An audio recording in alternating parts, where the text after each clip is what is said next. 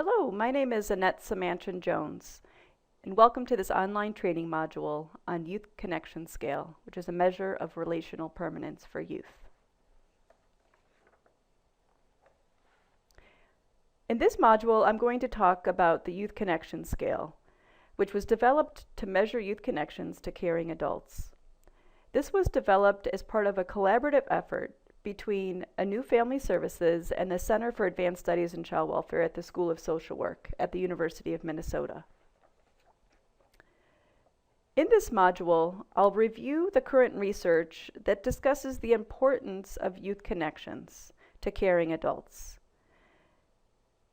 When you leave this module, you should also have an understanding of how the Youth Connection Scale was developed, how it was pilot tested, and most importantly, how it can be utilized in practice. This module also contains links, which you'll see on some of the slides, for further information in specific areas. So first, I'll give you a few definitions before we jump in. So legal permanence, that's defined as the reunification, adoption, or transfer of legal guardianship of youth. And this remains a critical goal to achieve for youth in the child welfare system. However, in recent years, emotional and relational permanence have also been introduced as concepts that are equally important. Relational permanence here is defined as youth having lifelong connections to caring adults, including at least one adult who will provide a permanent parent-like connection for that youth.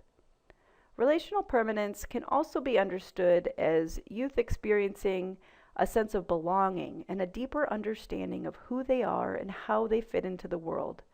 Relational permanence and belonging may be achieved through legal permanence, but that is not always the case.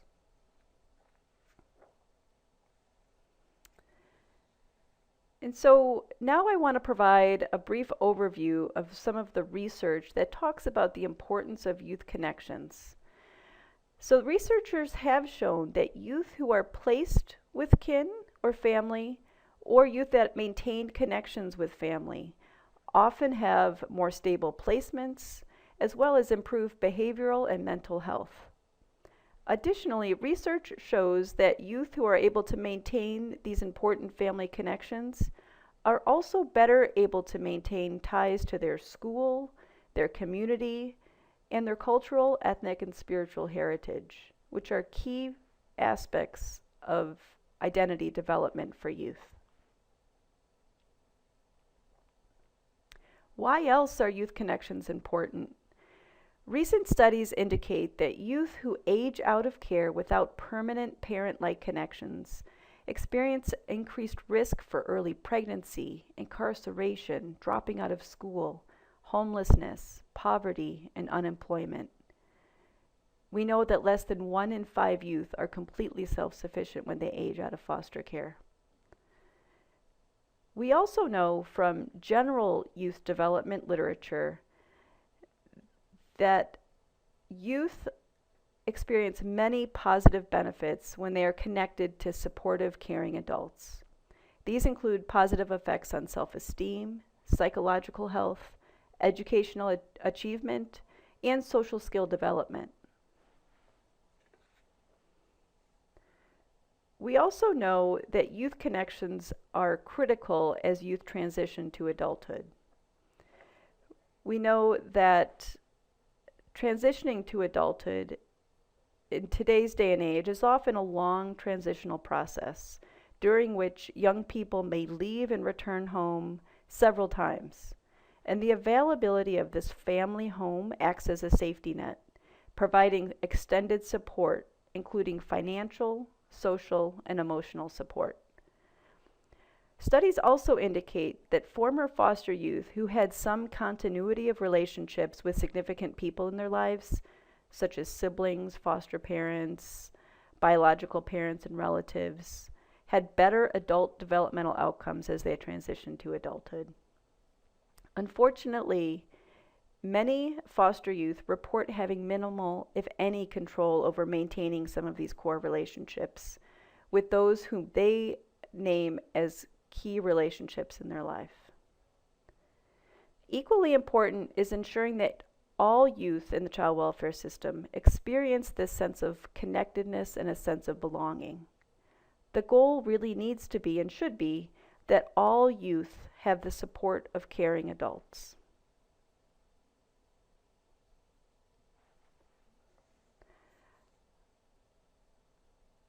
I think there is a lot of exciting things going on in the field right now around improving the socio-emotional well-being of children in care. Historically, the field of child welfare has been very focused on achieving safety and permanence for youth in the child welfare system. In recent years, we see an increased focus on child well-being, and agencies as part of this are paying increased attention to the importance of maintaining and strengthening connections to youth after they come into care. There's also some policy changes. For example, the Fostering Connections to Success and Increasing Adoptions Act of 2008 pays increased attention to supporting older youth who might be aging out of the system. This policy also provides increased support for kinship programs throughout the country.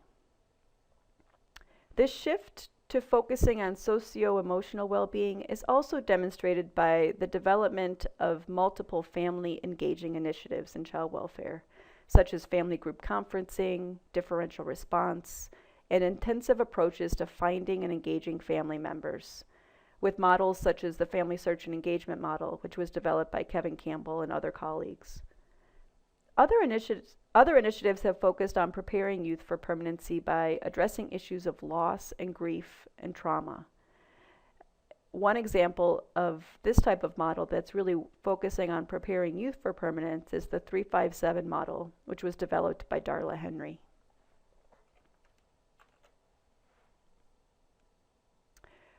So that was a brief overview of the literature that really speaks to why it is so critically important that child welfare agencies pay closer attention to strengthening connections for youth in foster care. The Youth Connection Scale was really developed to fill a current gap in the field. So as agencies increase their efforts and strategies to engage supportive connections for youth in out-of-home placement, there was no way to measure or capture that work that was being done. So the Youth Connection Scale measures aspects of relational permanence, including the number and strengths of caring adult connections, as well as the types of supports provided by those adults. The Youth Connection Scale is really a tool that's designed to be completed by the youth with their workers, and it's meant to capture the youth's perception about their level of connectedness and the strength of their emotional, financial, and social safety nets. The Youth Connection Scale provides an opportunity to have intentional and guided discussion about the youth's perception of adults in their lives. Emerging research on practice in this area indicates that most youth experience ambivalence around past relationships with family and other adults, as well as mixed feelings about building or rebuilding future healthy relationships. So many youth might be experiencing this ambivalence along with the grief and loss that was just mentioned. So for these reasons, the tool, again, was really developed to be completed not as a checklist where the youth sits down and fills it out, but really as a tool that the youth completes with a trusted and supported person, like their caseworker. So as noted earlier, this project is part of a larger university agency collaborative between the University of Minnesota and A New Family Services. As part of this collaborative, we examined a number of pressing issues around permanence and well-being for youth and child welfare. And as I noted, the Youth Connection Scale emerged out of the increased strategies and efforts to maintain and strengthen connections for youth. And so this is a measure that can be used to assess the number of and strength of those connections. In developing the Youth Connection Scale, experts in the field were consulted in the development. These experts included social workers, supervisors, administrators of public and private child welfare agencies, as well as other researchers and scholars in child welfare. Some specific items, including the support indicators in Section D on the scale, We're also informed by existing practice tools, such as the Permanency Pact, which is a great tool developed by young people themselves from the Foster Club, as well as other tools like the BEST tool developed by Casey Family Services and the Search Institute's 40 Developmental Assets. These resources are listed in the reference slides at the end of this presentation.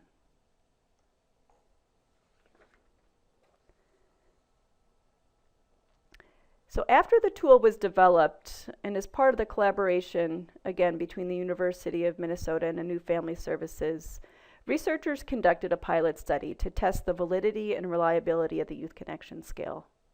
The content validity was tested through consultation with a panel of experts, including social workers and researchers within the field of child welfare. The scale was also tested preliminarily in the field by several child welfare workers, and revisions were made based on their feedback. Convergent validity, which tests the degree to which results of the scale are similar to similar constructs, was also tested and used in this study. The Youth Connection Scale was administered alongside an already standardized scale for young adults called the Social Support Behavior Scale. Reliability was also examined. Reliability is the extent to which a scale will produce consistent results over time and across administrators. So in this pilot study, we used test-retest reliability to see if the results were consistent under similar circumstances over time. The total sample of the pilot study included 53 youth from several public and private child welfare agencies. Youth were included in the sample who met the following criteria. Youth were currently in out-of-home placement and had been in care for at least 3 months. Youth were between the ages of 15 and 21, and youth were cognitively able to complete the survey, and this was determined by the youth's worker and their supervisor. As stated earlier, the Youth Connection Scale was developed as a tool to be completed by the youth with their worker, and so this is also how the scale was pilot tested. We recruited a number of agencies who agreed to participate, and then a brief training or orientation was provided to those participating workers with instructions given on how to implement the Youth Connection Scale. Workers also helped obtain consents for the youth to participate in this research study. So as part of this study, we asked the youth to complete the Youth Connection Scale at 2 different points, approximately 1 to 2 weeks apart, in order to test the test-retest reliability. We also asked youth to fill out the Social Support Behavior Scale at the first time for the test of validity for this study. Results of the pilot testing were quite promising. For the test of validity, the results showed a statistically significant and moderately strong correlation, so when comparing the score of the Youth Connection Scale with the Social Support Behavior Scale. The results for the test-retest reliability also were statistically significant and showed a strong correlation, so scores from time 1 were closely correlated to scores from time 2. Reports and feedback from users also indicated that the Youth Connection Scale was relatively easy to use, and people felt that it had high face validity, which some of the feedback was that it really included most of the important stuff that workers expected to see. And workers also noted that the scores reflected what they also would have thought they would have seen. So that speaks to the high face validity of the scale. So the pilot test showed some promising results. Now let's take a closer look at some of the sections of the scale. In the next few slides, I'll walk through tips and strategies that workers can use when implementing this tool with youth. The Youth Connection Scale is certainly meant to generate dialogue between the worker and the youth around this topic of youth connections with supportive adults. But ultimately, the way that this tool was developed, it's really a tool that is meant to capture and honor the youth's voice. So although there is a role for the worker to dialogue with the youth about these different sections, ultimately we hope that the youth's voice is honored in this process. Now let's take a closer look at each of these 5 sections on the scale. So section A of the Youth Connections scale is really looking at just a couple of specific tools that agencies might be using when they're working to strengthen and maintain connections for youth.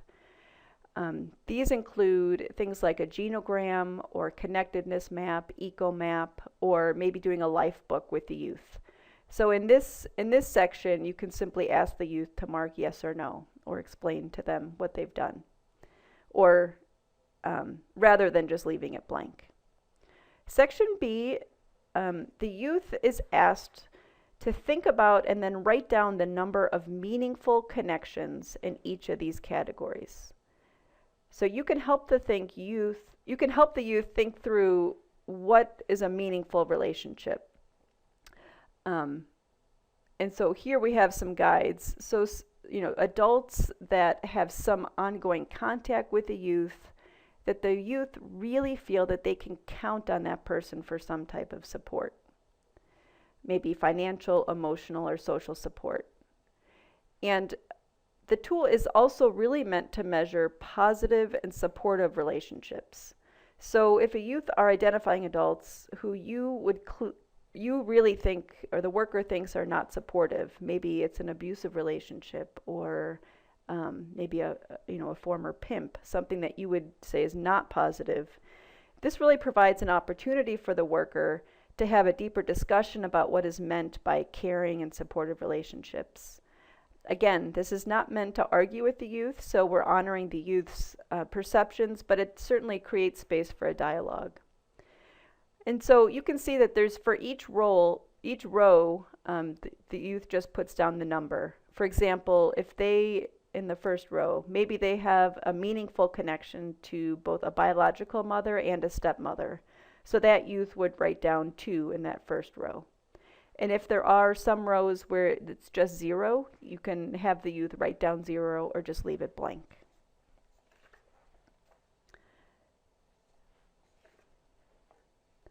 The next section focuses on several of the key relationships, and these have been identified in the research as often being the key relationships for youth in foster care. So we're asking you to think about one person at a time here. And so they're just simply circling 0 to 4 and thinking about the strength of that connection. And there's some prompts here that are listed on the scale itself that go from very weak to very strong. Now in this case, if in the example I just gave, say there was a birth mother and a stepmother, we ask that the youth circle so we know who that youth is talking about in the first row, and then either use that parent to line, or they can use the other caring adult in those bottom rows and just write in stepmother or whoever that adult might be. And then again, simply circle that. And here, this was developed, we do have a not applicable, and that's really meant to be used for cases maybe where both of the parents are deceased or they have no siblings. In those cases, you could have the youth circle not applicable. Section D is pretty straightforward. This is really asking the youth to think about adults in their life that would provide each types of support that are listed here. The key piece here and the role of the worker here that's filling it out with the youth is to help the youth think about who might provide these supports after they leave foster care. So this may include a current foster parent, but really only if that person is likely to provide those types of supports. And so the role of the worker can really encourage the youth to think ahead and think realistically about what types of supports they think they may have after they leave care.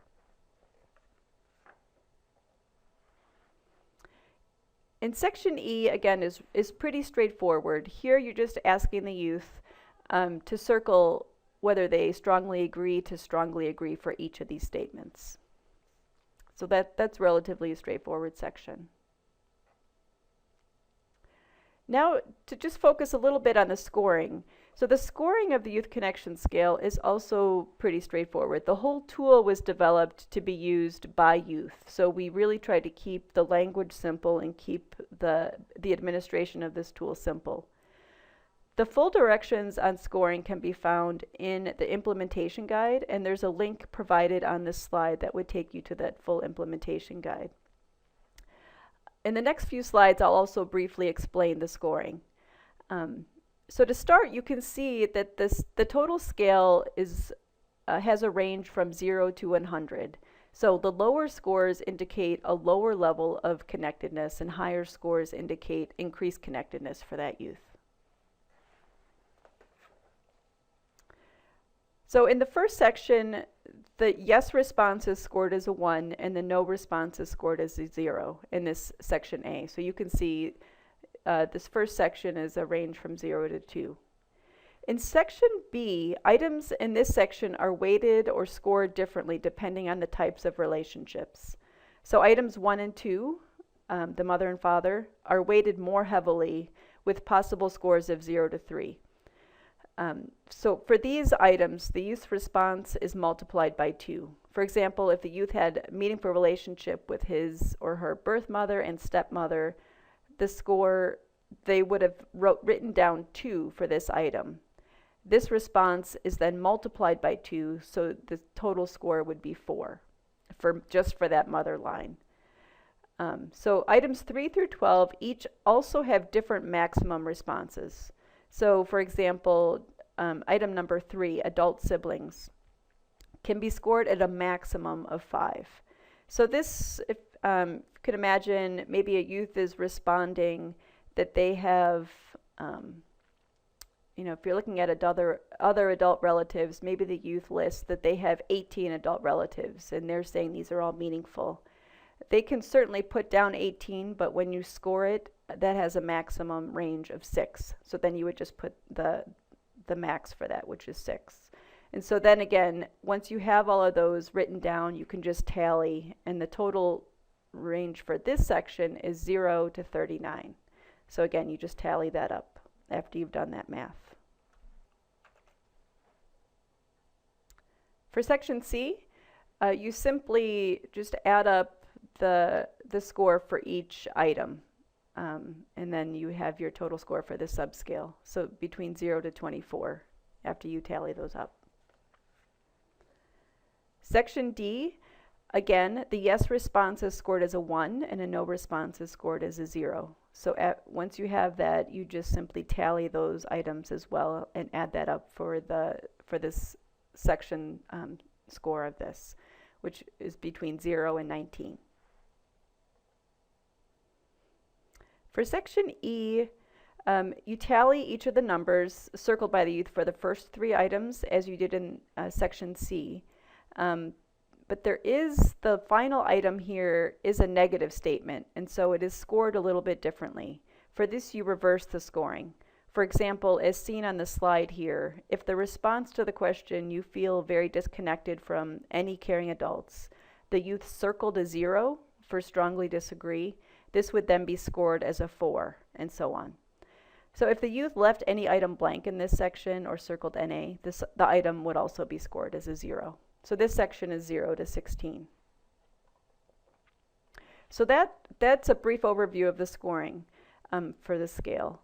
Now to talk a little bit about how this scale might be implemented, how it might be used. The amount of time it takes to complete the tool really varies considerably, from just a few minutes to much longer.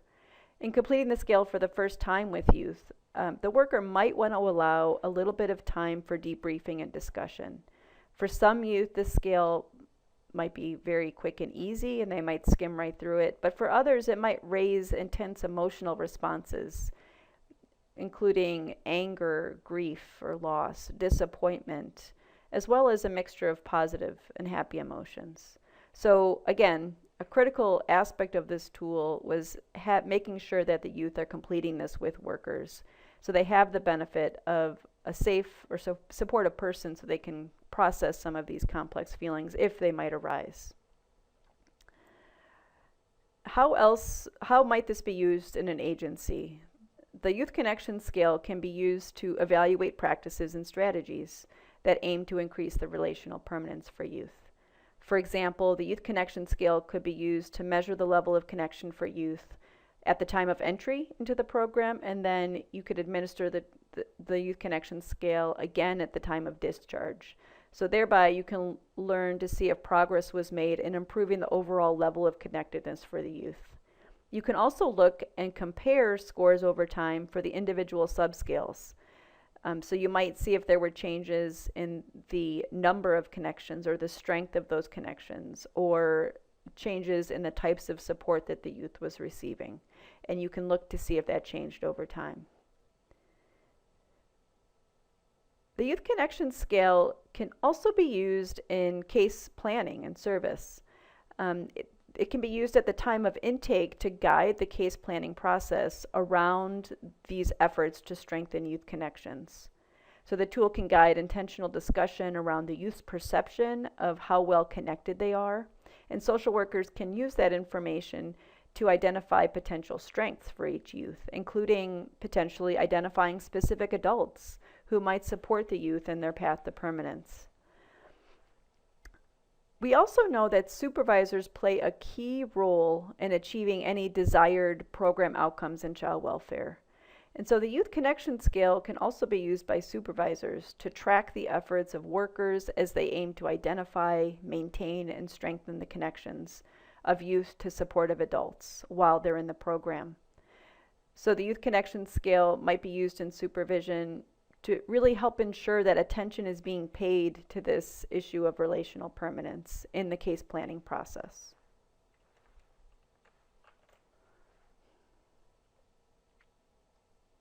So those are just a few ideas of how the scale might be used in practice. It should be noted that the current study of the Youth Connection Scale was really just a pilot study. And so there was a small sample size.